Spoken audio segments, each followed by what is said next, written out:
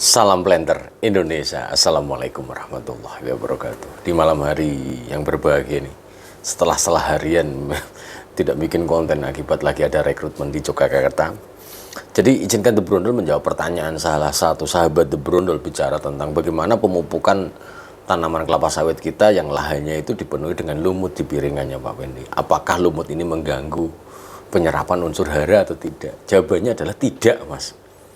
Nah, lumut ini memang tumbuh pada daerah-daerah yang biasanya adalah kedap air, di mana bahwa penyerapan unsur haranya penyerapan airnya itu agak terhambat, sehingga muncullah lumut yang berada pada piringan tanaman kelapa sawit kita. Sehingga ketika tanah kita berlumut, berarti ada kemungkinan bahwa tanah kita itu adalah tidak memiliki infiltrasi yang baik atau tidak memiliki kemampuan untuk meloloskan air yang baik, sehingga memang perlu adanya bahan tambahan yang akan membuka pori-pori tanah kita. Ini yang harus kita pahami dulu di bicara tentang lumut. Namun bahwa lumut ini adalah bukan sebuah tanaman atau tumbuhan yang mengganggu penyerapan unsur hara dan air kita, itu tidak ada masalah sebenarnya. Sehingga kalau memang berlumut mau dipupuk ya pupuk saja. Karena bahwa begini, ketika kita ngomongin sebagai sebagai saingan penyerapan unsur hara dan air bagi tanaman kelapa sawit kita, maka kita harus membicarakan tanaman-tanaman, tumbuhan-tumbuhan yang ada di piringan ini yang memiliki serapan yang cukup besar. Serapan cukup besar itu bagaimana? Bahwa akar serap kita berada pada kedalaman 5-35 cm. Pertanyaannya, lumut memiliki akar panjangnya berapa? Dan seberapa besar nisbah yang diserap lumut ini? Jawabannya adalah tidak ada, Mas. Tidak ada. Kecuali di piringan itu penuh dengan anak kayu, ya wassalamualaikum pemupukan kita. Ini yang harus kita pahami dulu nih. Sehingga ketika kita ngomongin lumut ya tidak ada masalah. Tapi kalau anak kayu, bunga, gulma-gulma lainnya yang berbunga, berkayu, ini serapan unsur haranya cukup besar. Begitu juga dengan gulma berdaun lebar yang ada di piringan kita, ya harus mau nggak mau harus kita kendalikan dulu, baru dilakukan pemupukan supaya penyerapan unsur hara dan air optimal bagi tanaman kelapa sawit kita. Ini yang harus kita pahami. Sehingga bagi para sahabat The Brondol yang lahannya memang berlumut itu, ya harus segera dilakukan pemberian bahan organik yang cukup banyak.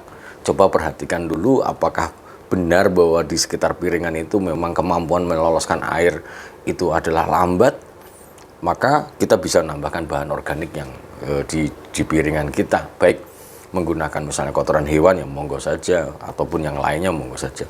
Nah, tapi kemudian di dalam ini menjawab pertanyaan juga dari sahabat The Brondol, sebenarnya konsep dasar pemupukan dengan pengendalian gulma itu gimana sih, Pak Wendy? Bahwa ketika kita memupuk adalah bagaimana seefektif mungkin bisa diserap oleh tanaman kelapa sawit kita.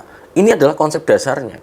Sehingga kalau kita memang punya lahan, harusnya terprogram antara pemupukan dengan